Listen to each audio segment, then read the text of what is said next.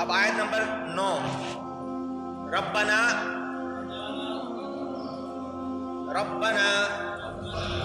انک جامع الناس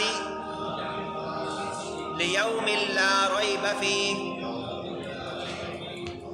ان اللہ لا یخلف المیعاد۔ اب یہ بھی ایک دعا اللہ تعالیٰ نے سکھائی، ربنا اے ہمارے رب، انک جامع الناس لیوم لا ریب فیہ،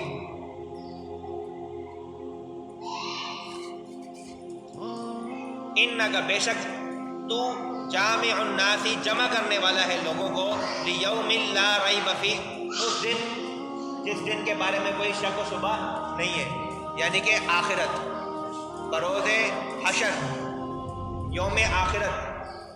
اللہ تبارک و تعالیٰ جتنے انسان اس دنیا میں آئے اور چلے گئے ان تمام کو دوبارہ زندہ کرے گا اور ان کو ایک میدان میں جمع فرمائے گا، اور پھر حساب و کتاب ہوگا۔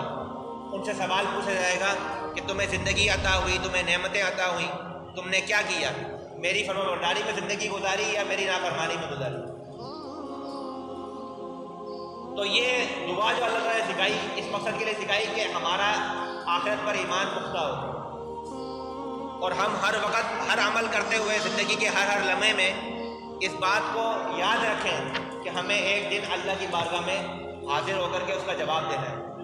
اے ہمارے رب، انک جامع الناس، بے شک آپ جو ہیں جامع الناس ہیں، لوگوں کو جمع فرمانے والے ہیں، لیوم لا ریب فیہ اس دن جس دن کے بارے میں کوئی شک نہیں کر سکتا۔ ان اللہ لا یخلف المیعاد، بے شک اللہ تعالیٰ اپنے وعدے کے خلاف نہیں فرماتا۔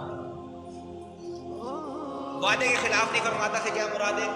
اللہ تعالیٰ جو بھی قرآن مجید فرقان حمید میں بشارات، خوشخبریاں یا نظارات در جو سنائے اللہ تعالیٰ نے کہ یہ میرا سیدھا راستہ ہے، اس پر جو لوگ چلتے ہیں ان کے لیے جنتیں ہیں، نہریں ہیں، بڑی بڑی نعمتیں ہیں، اور جو لوگ نافرمانی کرتے ہیں ان کے لیے عذاب ہے شدید العقاب، بہت سارے عذاب اللہ تعالیٰ نے گنوائے قرآن مجید میں۔ تو یہ جو اللہ تعالیٰ نے وعدے فرمائے ہیں، اللہ تعالیٰ کا ایک اصول ہے کہ جو اللہ تعالیٰ ایک بات فرما دیتا ہے، لا تبدیل لکلمات اللہ، اللہ تعالیٰ اس کلمات کو تبدیل نہیں فرماتا۔ جو قرآن مجید فرقان حمید میں اللہ تعالیٰ نے فرما دیا وہ حق اور سچ ہے، اور اللہ تعالیٰ اس کے خلاف نہیں فرمائے گا۔ اس سے ایک مطلب تو یہ نکلتا ہے کہ اللہ تعالیٰ جھوٹ سے پاک ہے، جو بات اللہ تعالیٰ نے کہہ دی وہ اٹل ہے، اور جو بات اللہ تعالیٰ نے کہی وہ حق اور سچ ہے، جھوٹ سے پاک ہے۔ اللہ تعالیٰ کی طرف جھوٹ کی نسبت کرنا کفر ہے۔ کوئی اگر یہ کہے کہ اللہ نے کہا ان اللہ علی کل شیء قدیر، بے شک اللہ تعالیٰ ہر شے پر قادر ہے، ہر شے میں تو ہر شے شامل ہے، کوئی یہ کہے کہ اللہ تعالیٰ ہر شے پر قادر ہے تو اللہ تعالیٰ جھوٹ پر بھی قادر ہے، جھوٹ بھی تو شے میں سے آتا ہے۔ تو مفسرین کرام فرماتے ہیں کہ اللہ تعالیٰ قادر ہے لیکن سبحان بھی تو ہے، وہ بھول گئے۔ اللہ تعالیٰ ہر شے پر قادر ہے لیکن اللہ تعالیٰ کی ایک صفت سبحان بھی تو ہے، ہر وہ عیب سے پاک ہے، وہ ہر عیب سے پاک ہے، ہر برائی سے، ہر بری چیز سے پاک بھی تو ہے۔ قادر یقیناً ہے لیکن کرتا نہیں ہے۔ اللہ تعالیٰ قادر ہے ہر چیز پر، لیکن جو چیز عیب پیدا کرتی ہو وہ چیز نہیں کرتا۔ اللہ تعالیٰ جو بات فرما دیتا ہے اس کو پورا فرماتا ہے۔ جو وعدہ فرمایا ہے مومنین سے کہ تم میرے عمل، میری پیروی کرو گے، میری نبی پاک صلی اللہ علیہ وسلم اس میں حسنہ کے مطابق زندگی گزارو گے، تمہارے لیے جنتیں ہیں، اس وعدے سے وعدہ خلافی نہیں فرمائے گا۔ اب دو چیزیں ہیں اس کے اندر، یہ بات آخری بیان کر کے اور بات ختم کرتے ہیں۔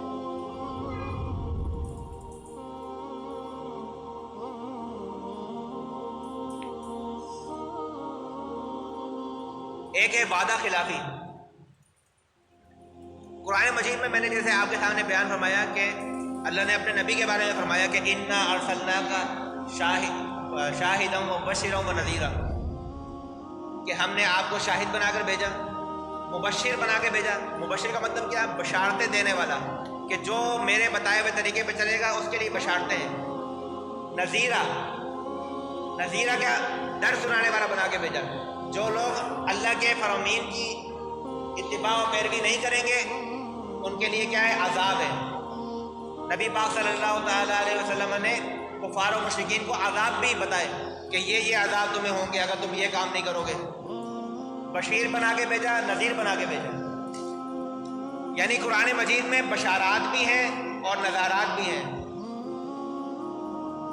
اب بشارات کے بارے میں مفسرین کرام فرماتے ہیں کہ جو بشارتیں اللہ تعالیٰ نے بیان فرمائی ہیں، جو ان کو ہم وعدہ کہہ سکتے ہیں، اللہ تعالیٰ نے وعدے فرمائے کہ جو لوگ ایمان لائے، نیک عمل کرتے رہے، ان کے لیے جنتیں ہیں، جنتوں کے نیچے بہتی ہوئی نہریں ہیں، اور جو لوگ نہ ماننے والے ہیں ان کو وعید فرمائی۔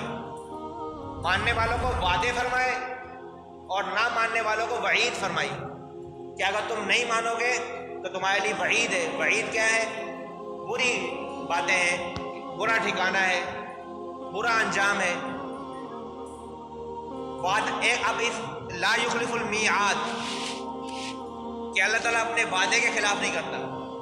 اگر وعدہ خوشخبری سے متعلق ہے تو وعدہ ہے، اگر وعدہ برے انجام کے متعلق ہے تو وعید ہے۔ تو اللہ تعالیٰ فرما رہا ہے کہ ان اللہ لا یخلف المیعاد، اللہ تعالیٰ اپنے کیے ہوئے وعدے یا وعید کسی چیز سے بھی مخالفت نہیں کرتا، خلاف نہیں فرمائے گا۔ تو مفسرین کرام فرماتے ہیں کہ یہ بات تو ٹھیک ہے کہ خلف وعد محال ہے۔ جو اللہ نے وعدہ کیا، بشارت دی کہ یہ تمہیں انعام و اکرام ملیں گے میری فرمانبرداری کرنے پر، ان سے اللہ تعالیٰ خلاف نہیں فرمائے گا۔ یہ محال ہے کہ اللہ تعالیٰ ان سے خلاف فرمائے۔ لیکن جو وعید ہے، اللہ تعالیٰ جس کے بارے میں فرما رہا ہے کہ اگر تم نے نماز نہیں پڑھی تو اتنی سزا دی جائے گی، روزہ نہیں رکھا تو یہ سزا ہوگی، سود کھاؤ گے تو یہ گناہ ملے گا، یہ سزا ہوگی۔ تو وعید کے خلاف اللہ تعالیٰ کر سکتا ہے اپنی رحمت سے، اگر چاہے تو جن کے بارے میں اللہ کا وعدہ قرآن مجید میں آیا کہ اگر نماز نہیں پڑھو گے تو یہ سزا ملے گی، روزہ نہیں رکھو گے یہ سزا ملے گی، لیکن اگر اللہ تعالیٰ چاہے تو اپنی رحمت سے ان کی وہ سزائیں معاف فرما سکتا ہے۔ وعدے بشارت کے خلاف نہیں کرے گا، یہ امر محال ہے، لیکن وعید کے خلاف کر سکتا ہے۔ اور یہ احادیث سے ثابت ہے کہ اللہ تعالیٰ گنہگار کو حکم دے گا کہ اس کو جہنم میں ڈال دیا جائے، وہ مڑ کے دیکھے گا۔ بھئی اب کیا مڑ کے دیکھتا ہے؟ تو فرمائے گا کہ میں نے سنا ہے کہ آپ بڑے رحیم و کریم ہیں اور رحم کرنے والے ہیں اور مغفرت کرنے والے ہیں، تو میں تو اسی امید سے مڑ کے دیکھتا ہوں۔ تو اللہ تعالیٰ اس کی اسی بات پر اس کی مغفرت فرما دے گا۔ تو اللہ تعالیٰ سے پوچھنے والا تو کوئی نہیں ہے۔ ہاں، اس نے ایک اصول ضرور بنایا ہے، اسی پر علماء کرام فرماتے ہیں کہ اپنے وعدوں سے، اپنی بشارتوں کے جو وعدے ہیں ان سے خلاف نہیں فرمائے گا۔ یہ امر محال ہے کہ اللہ تعالیٰ ان کے خلاف فرمائے، لیکن وعید کے خلاف فرما سکتا ہے، اس کا امکان ہے۔ وہ اپنی رحمت سے جس کے لیے چاہے معافی کا اعلان کر دے اور جس کو چاہے عذاب میں گرفتار کر دے۔ اللہ تبارک و تعالیٰ سے دعا ہے کہ اللہ تعالیٰ ہمیں قرآن مجید فرقان حمید کو سمجھنے کی توفیق عطا فرمائے، قرآن کی محبت عطا فرمائے، قرآن کو سمجھ کر اس پر عمل پیرا ہونے کی توفیق عطا فرمائے۔ یہاں پر یہ ہمارا پہلا رکوع سورہ آل عمران کا مکمل ہو گیا۔ اللہ تعالیٰ سے دعا ہے کہ اللہ تعالیٰ ہمارا یہاں جمع ہونا، قرآن پڑھانا اپنی بارگاہ میں قبول و منظور فرمائے اور ہماری مغفرت فرمائے۔ وآخر دعوانا ان الحمد للہ رب العالمین۔